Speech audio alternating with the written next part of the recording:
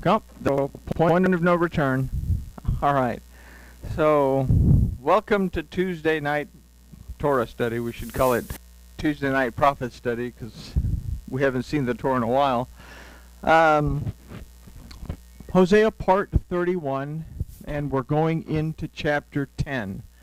So, the paradigm's going to change a little bit, but we're going to see Hosea is still going on about the problem, the issues of separation, and we're going to look at this one is the twisting and turning of the word to create dogma to make it suit whatever you want, as opposed to sticking to what the Torah actually had to say, something that the northern kingdom was doing.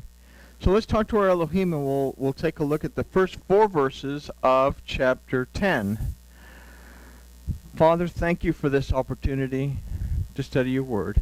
We ask that you will open our eyes, open our ears, and open our hearts. See what your word tells us, and we thank you for it. In the name of Yahushua, amen. All right, so our studies of chapter 9, we considered a progression from being reminded that Israel was something treasured by Yahuwah, to Israel's refusal to accept Yahuwah's word and way.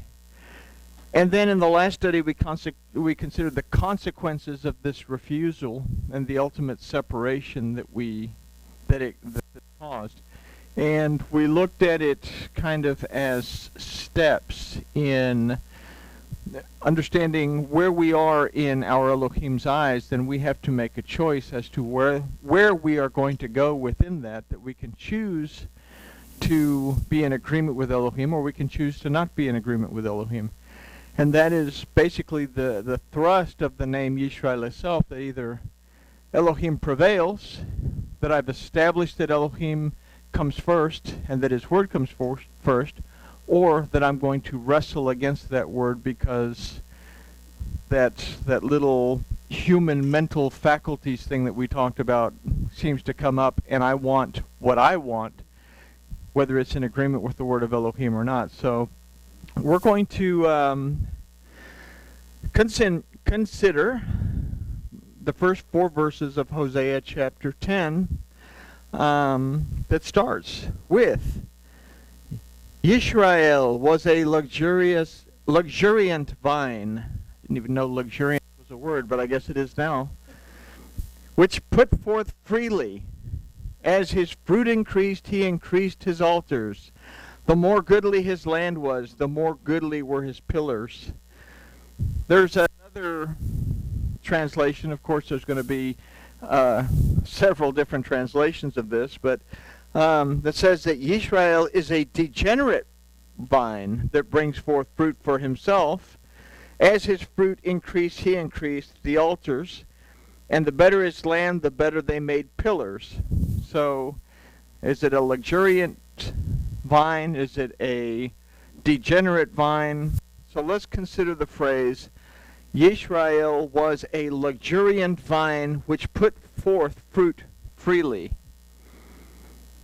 Topically, if we consider the name Yisrael, said it offers us a choice between accepting that Elohim prevails in our lives or wrestling against Elohim.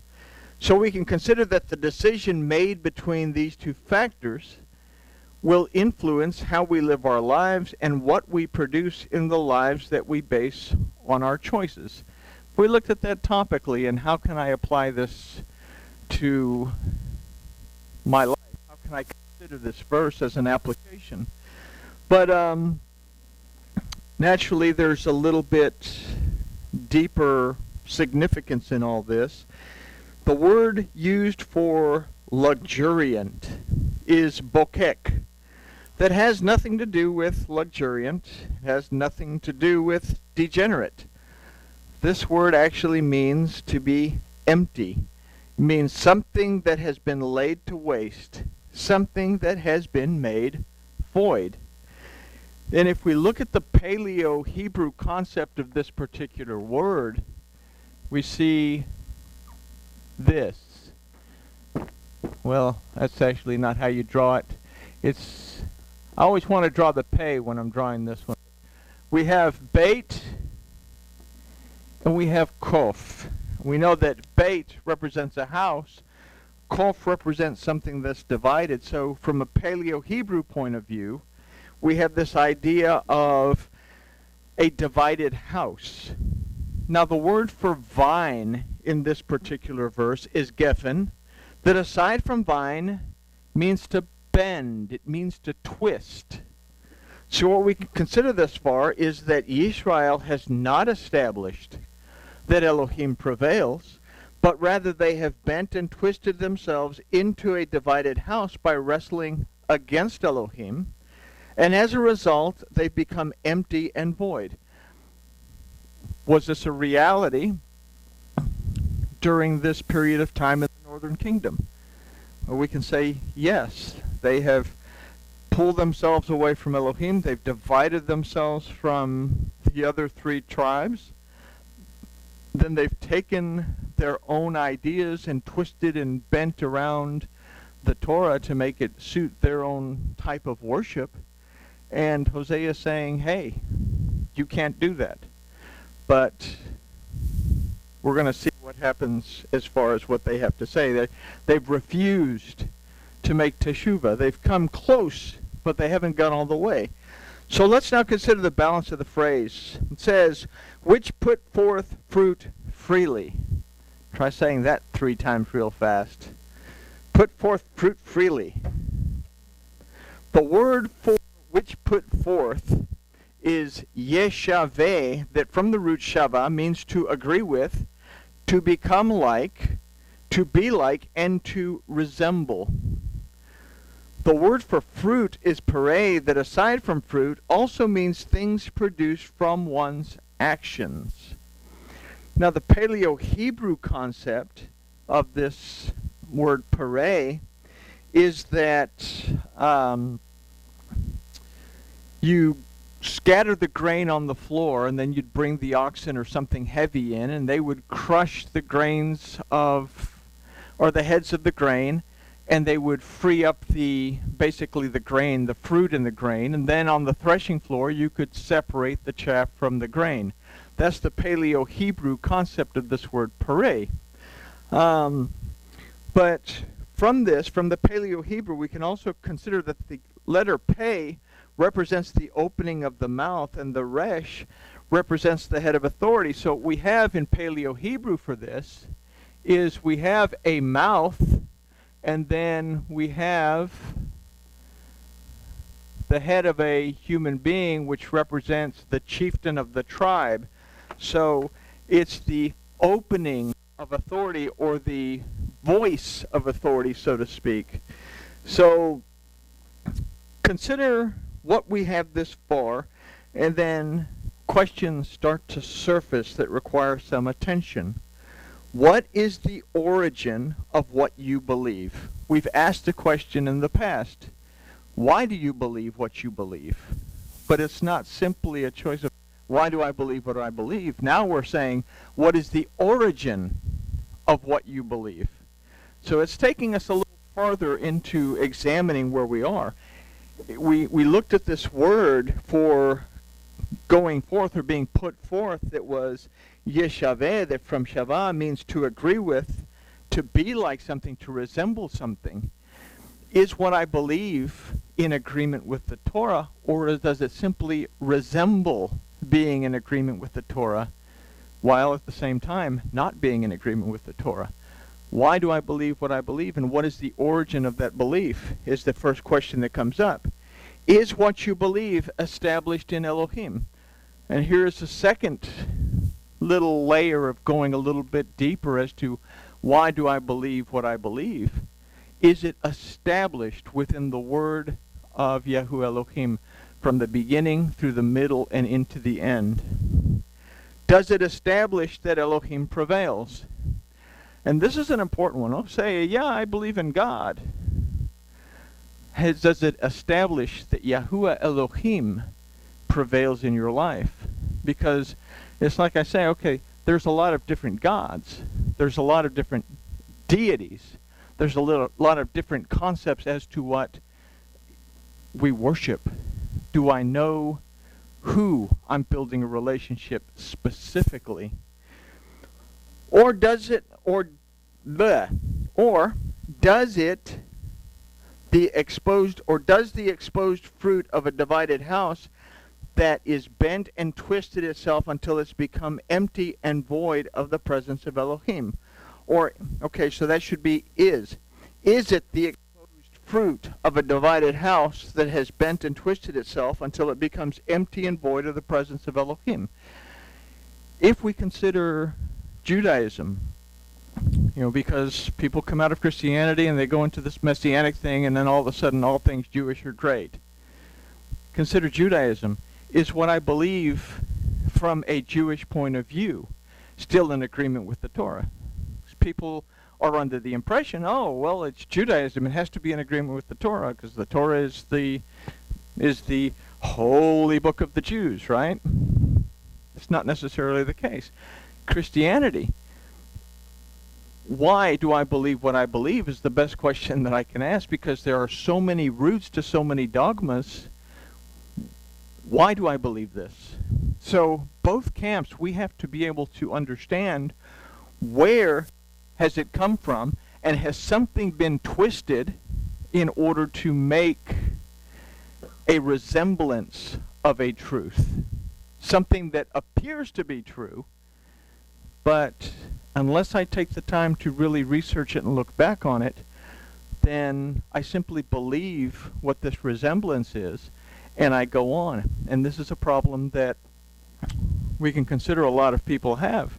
They just take whatever you tell them. They say, oh yes, okay, I agree with that. And they don't bother to look it up because the Bible stays in the car. And why take it inside? Because you're going to need it next Sunday anyway, right? So, but this is the concept that Hosea is saying. You've twisted the truth. You don't even know why you believe what you believe. And this is a message now that Hosea is pushing towards the northern kingdom, trying to get them to open their eyes and make teshuvah. So, there's no word for freely in this phrase. Imagine that. The word karov means in abundance or in greatness. The root of this word is rabab, that means to become many. The root of this word is rabaib, that means to accumulate. So an idea that we can formulate is that Yisrael, in rebellion against Yahuwah Elohim, accumulated many false beliefs that they bent or twisted to suit their own agenda, but in the process made them void of the presence of Yahuwah. We consider that particular idea, and we can ask, is this scenario playing out again in present times? So with these things in mind, we can see the influence of false dogma.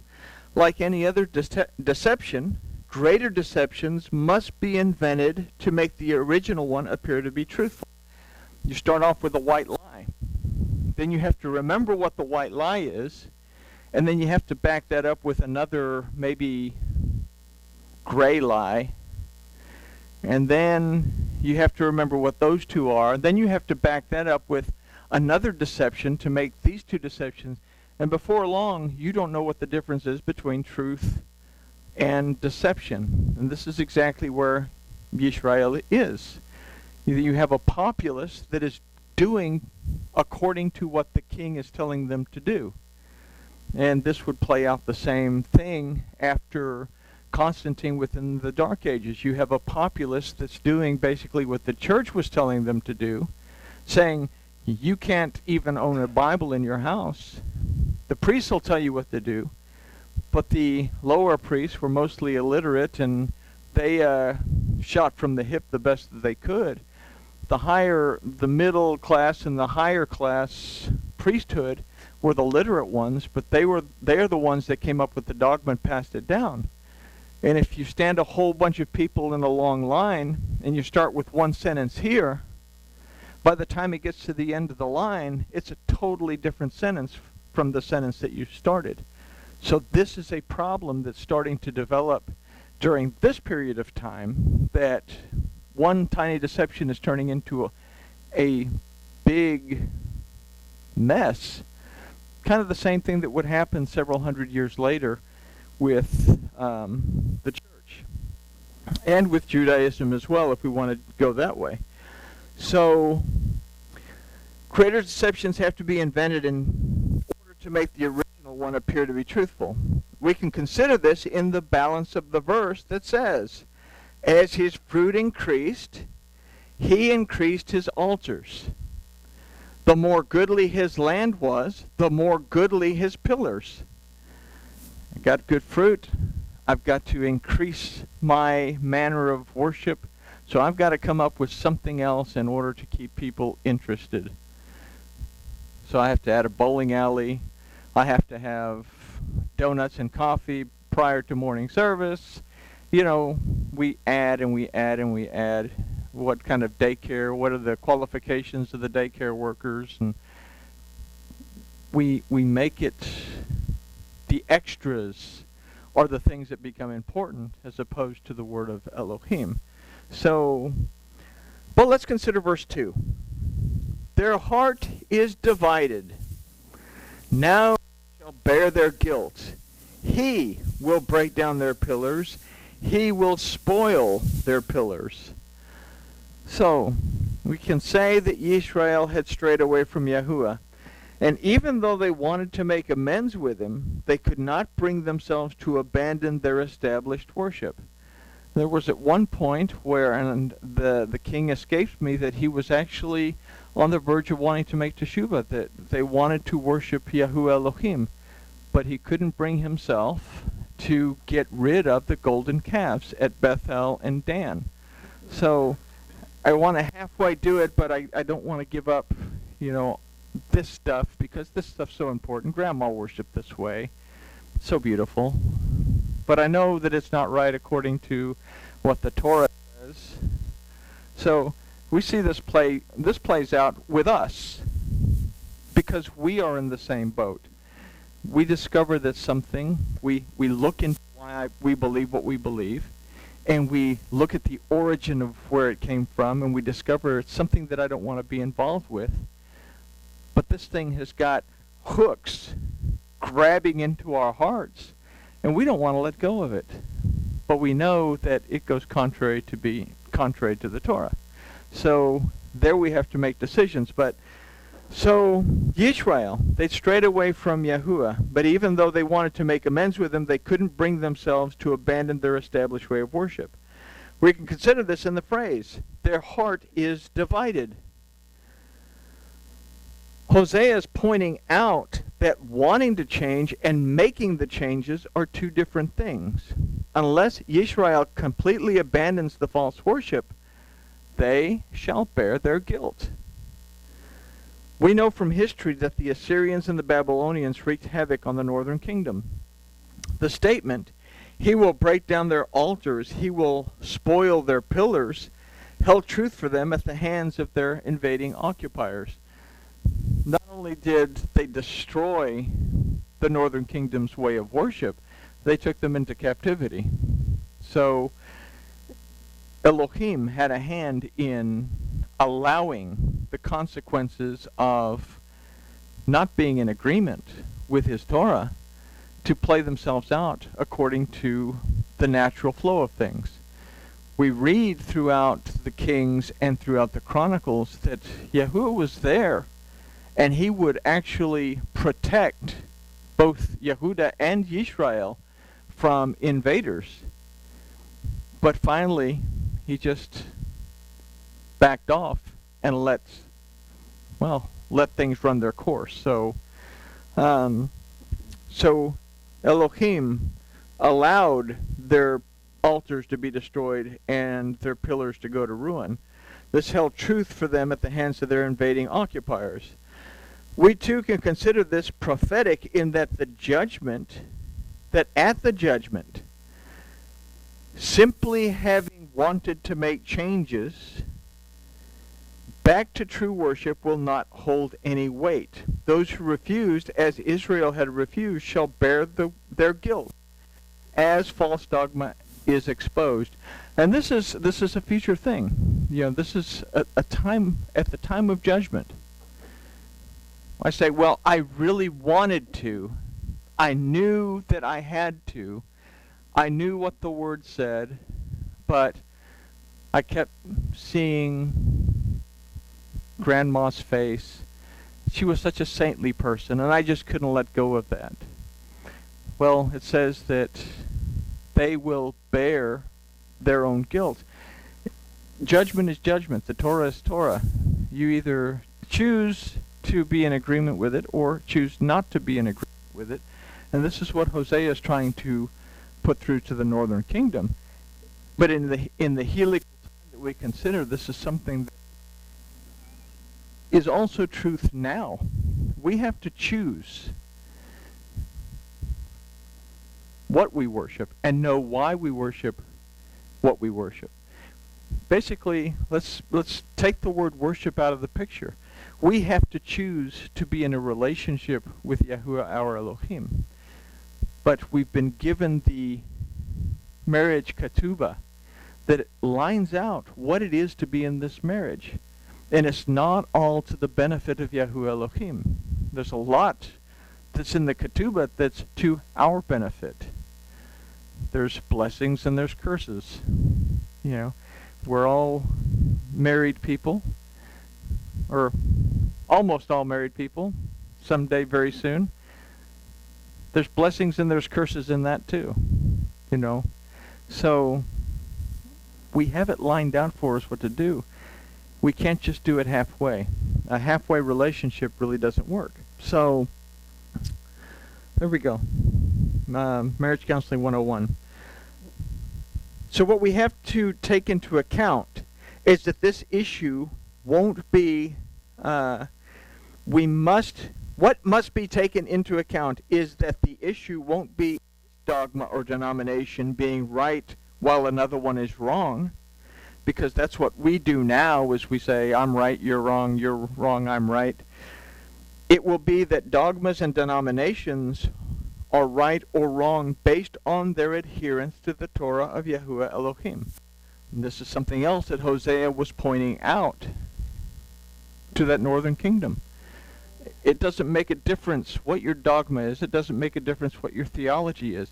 If it's not in agreement with the word of Yahuwah Elohim, then it is incorrect according to his Torah. So you need to figure out what you're going to do. I've already told you that he picked you out. I've already told you that you're not doing what you're supposed to be doing. I've already told you that you're in rebellion and that you're about to be separated from your Elohim and take a loss. Now, I'm pointing out to you that you have to be able to pay attention to what you're doing, understand why it is that you're doing what you're doing, what is the origin of what you're doing, and then if it's not in agreement with the Torah of Yahuwah Elohim, change it back until it's what is in agreement. This is what Hosea is passing on to that northern kingdom, whether they pay attention to it or not. Well, obviously we have the rest of Hosea, and we find out that it didn't go over too well. They really didn't pay a whole lot of attention. But anyway, it's not about a dogma or denomination being right or wrong while another's wrong. It's going to be that dogmas and denominations are going to be right or wrong based on their adherence to the Torah of Yahuwah Elohim. So let's consider verse 3. It says, surely now shall they say, we have no king, for we feared not the Yahuwah. And the king, what can he do for us? This kind of thrusts us back a few hundred years to the time of the judges. We know that when Joshua was in charge, that they adhered to the Torah. But as soon as Joshua died, well, we went from keeping Torah, oh look, there's a squirrel, and going off and getting involved in something that was contrary to the Torah, getting into a mess, having to be redeemed, delivered, and restored by a judge, come back to be restored. Oh look, another squirrel, getting distracted into something else, and then over and over and over, to where at the end of the Judges, we read this in chapter 21, verse 24 and 25. It says, "And the children of Israel departed from there at that time, every man to his tribe and to his family, and they went out from there, every man to his inheritance. In those days there was no king in Israel. Every man did that which was right in their own eyes." In a sense, Hosea is pointing this out. You say, you've not done what Yahuwah your Elohim commanded you. You've rejected Yahuwah. And then you look at your own king, and your own king you're saying, well, he's not all that in a bag of potato chips either. What can he do for me? We're not happy with bells. We're not happy with our relationship with Yahuwah Elohim. We're not happy with the relationship that the king has given us. So let's consider this. In those days, there was no king in Israel. Every man did what was right in his own eyes. And let's go back and from Hosea, if I can find it. It's 3 pages. I should be able to turn these really quick. "Surely now shall they say, we have no king, for we feared not Yahuwah." So we've rejected the kingdom of Elohim and his reign. And the king, what can he do for us? We doubt the physical reign of the one that we've actually allowed to be in power over us. So the northern kingdom became its own house, the house of Yisrael. They established what their inheritance would be in their own eyes, and they rejected Yahuwah as their Elohim and king.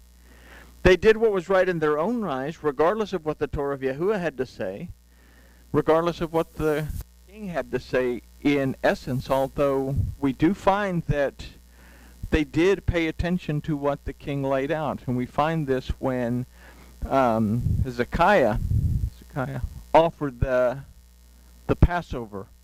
He offered it in the 2nd month and said, you can come. And he invited the northern kingdom to come. Very few came. The balance listened to what the king had to say, and they would not give up what they were doing. So we still have a little bit of people that were actually paying attention, but Israel and Yehuda split. We have the house of Yehuda and the house of Israel. Israel abandoned Yahuwah Elohim in a sense. They expressed an interest in worshiping Baal, like the people that were around them, set up their own temples and everything else. And then they had a series of good kings, bad kings, good kings, bad kings that couldn't make up their mind what they wanted to do, so the people kind of were lost. They didn't have a spiritual king, and they really didn't have a physical king. So what do? You're kind of, I think Revelation puts it the best way when he's talking to Laodicea. It says you're lukewarm. You're not hot. You're not cold. You're just right there in the middle. And this is what the attitude had become for Israel. They really just didn't care anymore. So the results of this are illustrated in verse 4. Did that make sense as far as what we're talking about in verse 3? Okay. Verse 4, they speak words. They swear falsely. They make covenants. Thus judgment springs up as hemlock in the furrows of the field. This verse doesn't need a whole lot of explanation. So let's, however, consider the word used for hemlock, which is karosh, that means gall. It means venom, and it means poison. The root of this word is rosh. That means the head. It represents authority. So these false words, these false oaths, these false covenants are made by a venomous authority, and its dogma is poison. Okay? So we have this, the Hosea saying, your belief system is made up by an authority that wants to manipulate you. Its dogma, the dogma that they're giving you, is poisoning you. Okay?